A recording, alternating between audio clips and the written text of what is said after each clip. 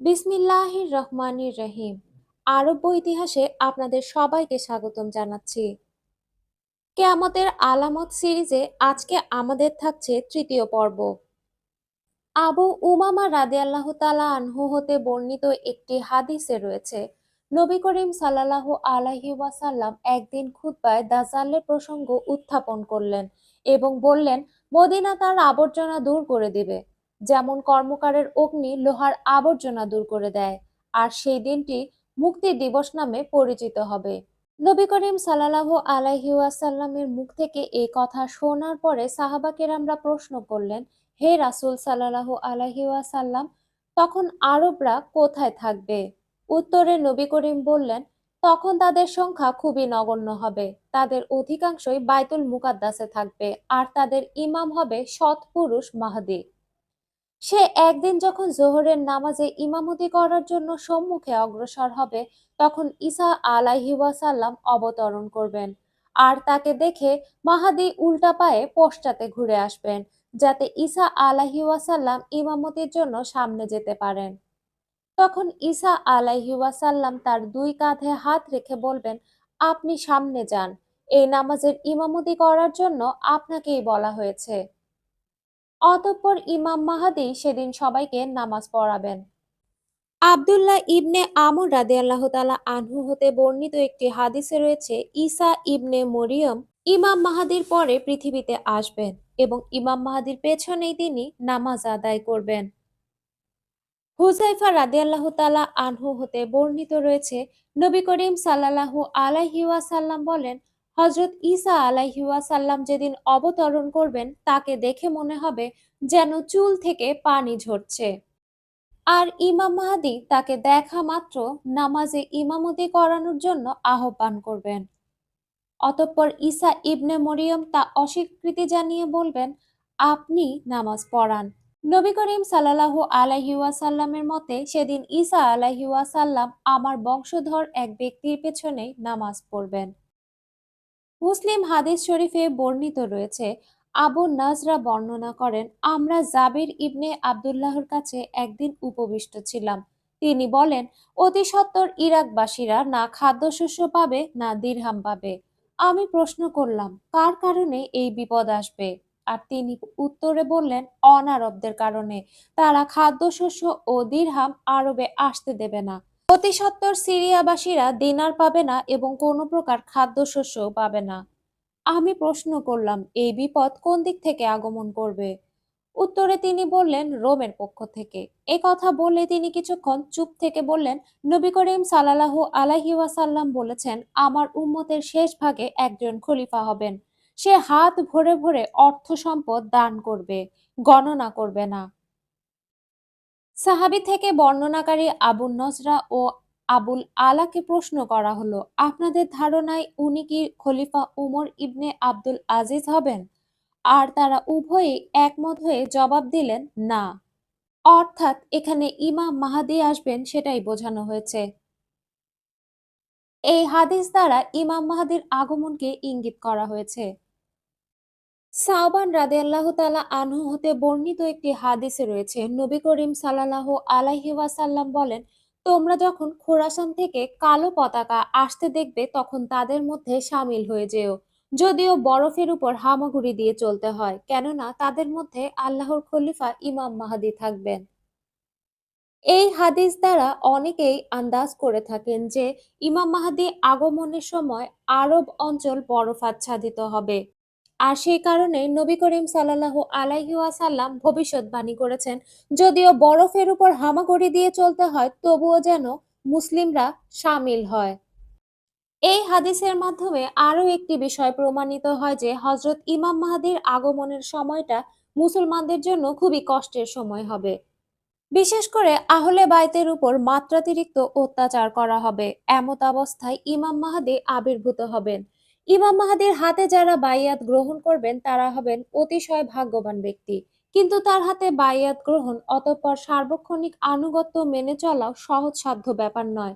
তবে যারা হবে ধার্মিক, ন্যায়পরায়ণ, পরহেজগার ও সর্বোপরি নিজের ঈমান আমলের হিফাজতের বাসনা যাদের মাঝে থাকবে এবং দাজ্জালের খপ্পর থেকে নিজেকে সংরক্ষণ করার ঈমানি তাগিদ যাদের থাকবে, তাদের ক্ষেত্রে ইমাম মাহদীর আনুগত্য যত কষ্টেরই হোক না কেন, ঈমান ও অন্তরের সহিত তা মাথা পেতে তারা মেনে নেবে। আর এটাই হবে মুসলিমদের সফলতা এবং প্রকৃত ঈমানদারদের ইহকালীন এবং পরকালীন মুক্তির উপায়। আবু হুরায়রা রাদিয়াল্লাহু তাআলা আনহু হতে বর্ণিত হাদিসে রয়েছে, নবী করিম সাল্লাল্লাহু আলাইহি ওয়াসাল্লাম বলেন, তখন তোমাদের অবস্থা কি হবে যখন মরিয়ম তনয় ঈসা আলাইহি ওয়াসাল্লাম তোমাদের মধ্যে অবতরণ করবেন? তখন তোমাদের ইমাম তোমাদেরই একজন হবে। মুসলিমের এক রিওয়াতে আছে যে, যে ব্যক্তি তোমাদেরই মধ্য থেকে হবে এবং সে সময়ের নামাজে হবে সেই তোমাদের ইমাম। এই হাদিস দ্বারা ইমাম মাহদীর আগমনের বিষয়টিকে শক্তভাবে উপস্থাপন করা হয়েছে। সাওবান রাদিয়াল্লাহু তাআলা আনহু হতে বর্ণিত হাদিসে রয়েছে, নবী করিম সাল্লাল্লাহু আলাইহি ওয়াসাল্লাম বলেন, তোমাদের বার্ধক্যে খলিফাদের সন্তানদের মধ্যে ৩ জন নিহত হবে। অতঃপর তাদের পরিবারের মধ্যে রাজত্ব নেওয়ার মতো কেউ থাকবে না। পরে প্রাচ্যের দিক থেকে কালো পতাকা উত্থিত হবে এবং তোমাদেরকে এমনভাবে হত্যা করা হবে যা কোনো সম্প্রদায়ের কাউকে করা হবে না।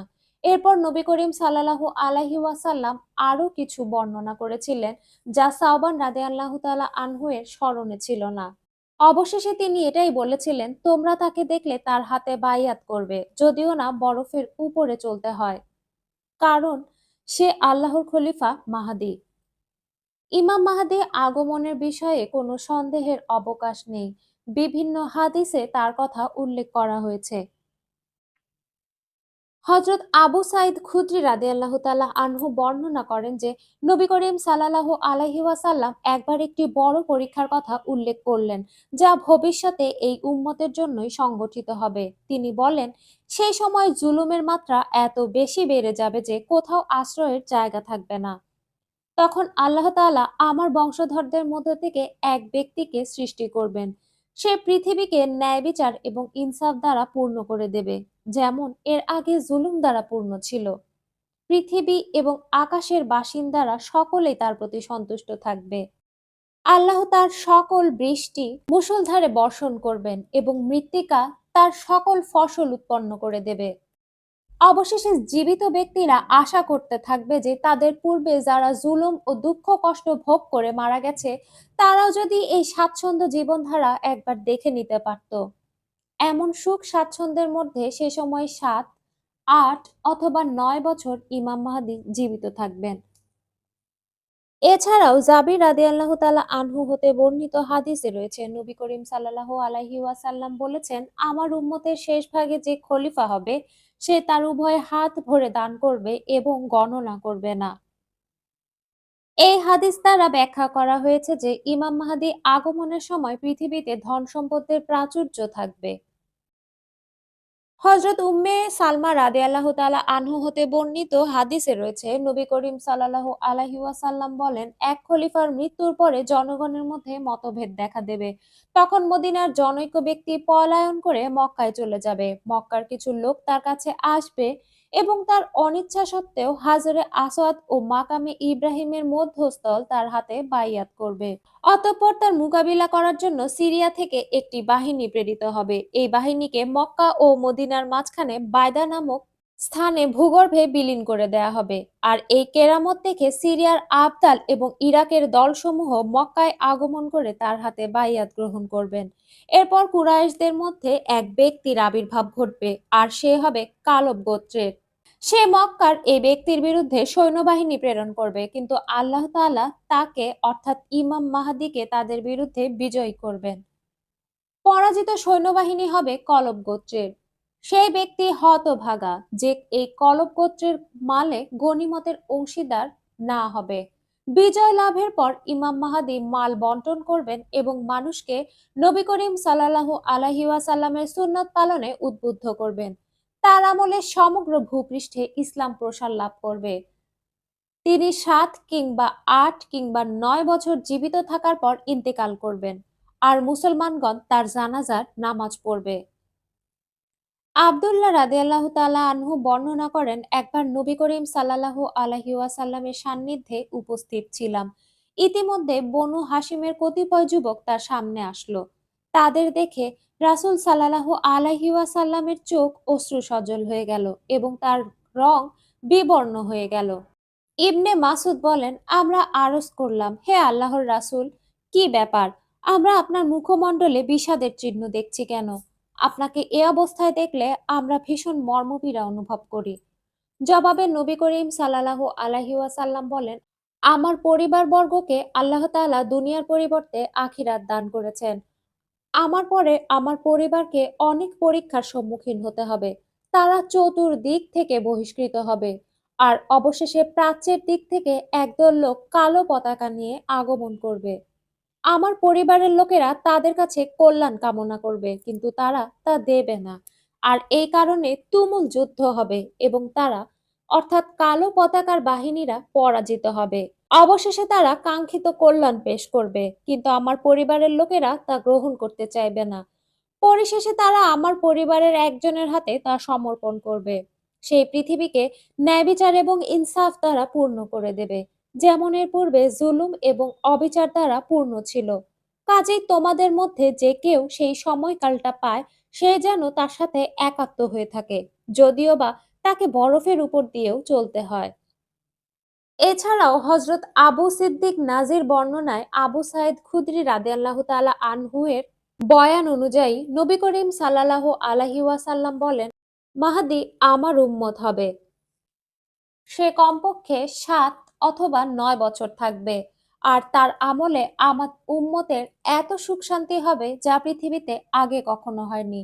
মৃত্তিকা তার সকল ফসল বের করে দেবে, কিছুই অবশিষ্ট রাখবে না। ধন সম্পদ সে যুগে শস্যের ন্যায় গোলায় স্তূপীকৃত থাকবে। কেউ দাঁড়িয়ে বলবে, হে মাহদী, আমাকে কিছু দিন। আর জবাবে মাহদী বলবে, তোমার যত ইচ্ছা তা নিয়ে যাও। সূরা বনী ইসরাইলের ৫ নম্বর আয়াতের তাফসিরে যেই হাদিসের বর্ণনা বারবার চলে আসে, তা হলো সম্পদ এবং আসবাবপত্র যখন পুনরায় বনী ইসরায়েলদের হস্তগত হয়ে যায়, তখন তারা আবারও পাপ এবং কুকর্মে লিপ্ত হয়ে পড়ে।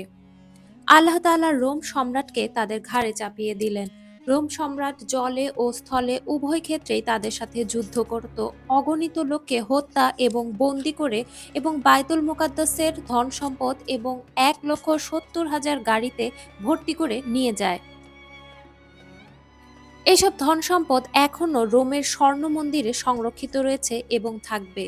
শেষ জামানায় ইমাম মাহদী আবির্ভূত হয়ে এগুলোকে আবারও ১,৭০,০০০ নৌকা বোঝাই করে বায়তুল মুকাদ্দাসে ফিরিয়ে আনবেন। আর এখানেই আল্লাহ তাআলা পূর্ববর্তী এবং পরবর্তী সকল মানুষকে একত্রিত করবেন। এই দীর্ঘ হাদিসটি আমরা ব্যাখ্যা করব সূরা বনী ইসরাইলের ৫ নম্বর আয়াতের পরিপ্রেক্ষিতে আমাদের পরবর্তী ভিডিওতে। হযরত আবু হুরায়রা রাদিয়াল্লাহু তাআলা আনহু হতে বর্ণিত হাদিসে রয়েছে, নবী করিম সাল্লাল্লাহু আলাইহি ওয়াসাল্লাম বলেন, পারস্য রাজ্য নিপাত যাবে, অতঃপর আর কোনো পারস্য রাজ্য থাকবে না এবং রোম সম্রাটরাও একসময় অবশ্যই ধ্বংস হয়ে যাবে। অতঃপর আর কোনো রোম সম্রাট থাকবে না। তোমরা তাদের ধন ভাণ্ডার আল্লাহর পথে লুটিয়ে দেবে।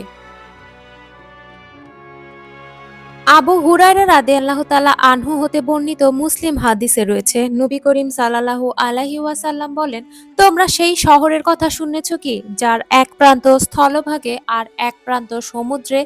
সাহাবায়ে কেরাম বলেন, হ্যাঁ শুনেছি। নবী করিম সাল্লাল্লাহু আলাইহি ওয়াসাল্লাম বলেন, কিয়ামত কায়েম হবে না যে পর্যন্ত বনু ইসহাকের ৭০,০০০ মুসলমান সেই শহরে আক্রমণ না করবে। তারা শহরের দ্বারপ্রান্তে উপনীত হয়ে কোনো অস্ত্রের সাহায্যে যুদ্ধ করবে না, কোনো তীরও চালাবে না, বরং একবার নারায়ে তাকবীর বলবে, যার বরকতে শহরের এক প্রান্ত ধসে পড়বে। অতঃপর দ্বিতীয়বার নারায়ে তাকবীর বলার সাথে সাথে শহরের অপর প্রান্তও ধসে পড়বে। এরপর তৃতীয় তাকবীর বলতেই শহরের ফটক খুলে যাবে। মুসলমানগণ শহরে প্রবেশ করে বিপুল পরিমাণ গনিমতের মাল লাভ করবে। তারা যখন গনিমতের মাল বন্টনে ব্যস্ত থাকবে, তখন কেউ চিৎকার করে ঘোষণা করবে যে দাজ্জালের আবির্ভাব হয়েছে। আর এই কথা শুনেই তারা ধন সম্পদ ফেলে রেখে দেশে প্রত্যাবর্তন করবে। এই হাদিসে যেই শহরের দিকে ইঙ্গিত করা হয়েছে তা হলো হাদিসে কনস্ট্যান্টিনোপল শহরের কথা বলা হয়েছে। এখানে নারায়ে তাকবীর দ্বারা শহর জয় করার কথা শুনে যেসব মুসলমান বিস্ময় প্রকাশ করবে তাদের উচিত আমাদের পূর্বের ইতিহাস এবং ঐতিহ্য একবার পর্যালোচনা করা। মুসলমানদের বিজয়ের ইতিহাস এক ধরনের অলৌকিক কর্মকাণ্ড পরিপূর্ণ ছিল নাকি সবসময়? আল্লাহ তাআলার তরফ থেকে এ ধরনের অদৃশ্য সাহায্যের হাত না থাকলে সেই যুগে যখন জাহাজ, উড়োজাহাজ, মোটরকার কিছুই ছিল না, তখন পৃথিবীর স্থলভাগের 1/3 পর্যন্ত ইসলামকে ছড়িয়ে দেওয়া কিভাবে সম্ভব হয়েছিল? আজ সারা পৃথিবীর উন্নতি, দেশ ভ্রমণ এবং পর্যটনের বিষয়টি সহজ থেকে সহজতর হয়েছে। অথচ আমরা পৃথিবীর যেই অংশেই যাই না কেন সেখানেই দেখতে পাবো ইসলাম আমাদের বহু পূর্বেই সেখানে পৌঁছে গেছে। আবু হুরায়রা রাদিয়াল্লাহু তাআলা আনহু হতে বর্ণিত রয়েছে, নবী করিম সাল্লাল্লাহু আলাইহি ওয়াসাল্লাম বলেন, রোমানীয়রা আমার পরিবারের শাসনকর্তার সঙ্গে চুক্তি ভঙ্গ করবে। তার নাম অর্থাৎ ওই শাসনকর্তার নাম আমার নামের অনুরূপ হবে। এখানে নবী করিম সাল্লাল্লাহু আলাইহি ওয়াসাল্লাম ইমাম মাহাদির কথাই ইঙ্গিত করেছেন। এরপর তিনি আরও বলেন, অতঃপর তারা আমুক নামে এক জায়গায় যুদ্ধ করবে। মুসলমান সৈন্যদের 1/3 অথবা এর কাছাকাছি সৈন্যকে শহীদ করে দেয়া হবে। অতঃপর দ্বিতীয় দিনের যুদ্ধেও এই পরিমাণ সৈন্য শহীদ হবে। তৃতীয় দিনে মুসলিমরা মোড় ঘুরিয়ে রোমানীয়দের উপর আক্রমণ করবে। এভাবেই যুদ্ধ অব্যাহত থাকবে। এরপর মুসলমানরা কনস্ট্যান্টিনোপল জয় করবে। অতঃপর তারা যখন ঢাল ভরে ভরে গনিমতের মাল বন্টনে ব্যাপৃত থাকবে, তখন জনৈক ঘোষক চিৎকার করে ঘোষণা করবেন, দাজ্জাল তোমাদের সন্তান সন্ততিদেরকে ধ্বংস করে দিচ্ছে।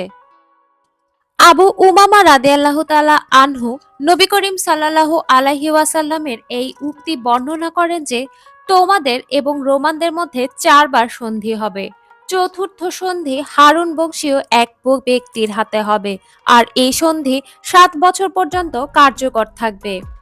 এই কথা শুনে সাহাবীরা নবী করিমকে প্রশ্ন করলেন, তখন মুসলমানদের ইমাম কে হবে?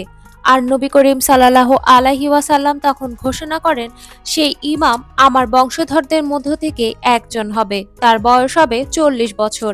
তার মুখমণ্ডল তারকার ন্যায় চাকচিক্যময় হবে এবং ডান গালে একটি কালো তিল থাকবে। সে দুটি কুতুয়ানি আবা পরিধান করবে। দেখলে মনে হবে যেন বনি ইসরায়েলেরই কোনো ব্যক্তি। সে 10 বছর রাজত্ব করবে। ভূগর্ভস্থ তখন তার সমস্ত ধন ভাণ্ডার বের করে দেবে এবং মুশরিকদের শহর সে তখন জয় করবে। ইবন জাবির রাদিয়াল্লাহু তাআলা আনহু বর্ণনা করেন যে, একবার কুফায় লাল বর্ণের ঘূর্ণিঝড় এলে এক ব্যক্তি এসে বলতে লাগলো, হে আব্দুল্লাহ ইবনে মাসুদ, কিয়ামত এসে গেছে। আব্দুল্লাহ ইবনে মাসুদ তখন হেলান দিয়ে বসেছিলেন। এ কথা শুনে তিনি সোজা হয়ে বললেন। অতঃপর বললেন যে, কিয়ামত কায়েম হবে না যে পর্যন্ত এমন অবস্থার মালে গনিমতে পেয়ে কেউ আনন্দিত হবে না, অর্থাৎ কোনো ওয়ারিশই অবশিষ্ট থাকবে না। আর তখন ত্যায্য সম্পত্তি কে বন্টন করবে? এবং যেহেতু যুদ্ধের ফলে কেউ বেঁচে থাকবে না, তখন মালে গনিমতের আনন্দ কে করবে? অতঃপর তিনি সিরিয়ার দিকে ইঙ্গিত করে বলেন, খ্রিস্টানরা সেখানে মুসলমানদের বিরুদ্ধে যুদ্ধ জয় করার জন্য একত্রিত হবে এবং মুসলিমরাও সেখানে একত্রিত হবে। আর যুদ্ধ শুরু হলে মুসলমানরা একটি বাহিনীকে সম্মুখে পাঠাবে। তারা জয়লাভ অথবা মৃত্যু এই পণ করেই যুদ্ধ করবে। অতঃপর যুদ্ধ করতে করতে রাত হয়ে যাবে এবং উভয় পক্ষই ফিরে যাবে। তারা কেউই বিজয় লাভ করতে পারবে না। আর যেই বাহিনীটি যুদ্ধ করতে গিয়েছিল তারা সকলেই নিহত হবেন। দ্বিতীয় দিন মুসলমানরা আরও একটি বাহিনী যুদ্ধক্ষেত্রে প্রেরণ করবে। তারা জয়লাভ অথবা মৃত্যু এই পণ করে অগ্রসর হবে। আর যুদ্ধ চলতে চলতে রাত্রি হয়ে যাবে। অতঃপর জয় পরাজয় ছাড়াই উভয় বাহিনী শিবিরে ফিরে যাবে। কিন্তু যে বাহিনী সম্মুখে অগ্রসর হয়েছিল তারা প্রায় ধ্বংস হয়ে যাবে।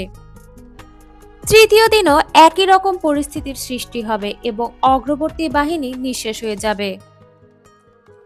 চতুর্থ দিনে অবশিষ্ট সকল মুসলমান বাহিনী যুদ্ধে অবতীর্ণ হবে। আল্লাহ তাআলা সেদিন কাফিরদেরকে পরাজিত করবেন। তখন যুদ্ধ এমন ভয়ঙ্কর রূপ ধারণ করবে যা কোনোদিন কেউ দেখেনি। এমনকি পাখি তাদের অথবা তাদের মৃতদেহের উপর দিয়ে উড়ে যাবে।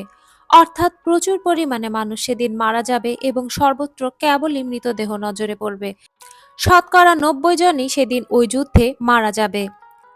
এমত অবস্থায় গনিমতের মাল পেয়ে কি খুশি হওয়া যায়, অথবা ত্যায্য সম্পত্তি বন্টন করার কোনো উপায় আছে কি? এই করুণ অবস্থার শিকার হয়ে মুসলমানরা আরো অধিক দুঃখজনক একটি সংবাদ শুনতে পাবে। গুজব ছড়িয়ে পড়বে যে তাদের সন্তান সন্ততিদের মধ্যে দাজ্জাল ধ্বংসলীলা চালাচ্ছে। এ কথা শোনা মাত্রই তারা হাতের সবকিছু ফেলে দিয়ে নিজেদের বাড়ির উদ্দেশ্যে রওনা দেবে। তারা দাজ্জালের সংবাদ তদন্ত করার জন্য 10 জন অশ্বারোহীকে প্রেরণ করবেন। নবী করিম সাল্লাল্লাহু আলাইহি ওয়াসাল্লাম বলেন, আমি ওই অশ্বারোহীদের নাম এবং তাদের পিতার নামও জানি, এমনকি তাদের ঘোড়ার রং কি হবে তাও আমি জানি। তারা তখন সমস্ত ভূপৃষ্ঠের মধ্যে শ্রেষ্ঠতম অশ্বারোহী হবে, অথবা শ্রেষ্ঠতম অশ্বারোহীদের অন্যতম হবে।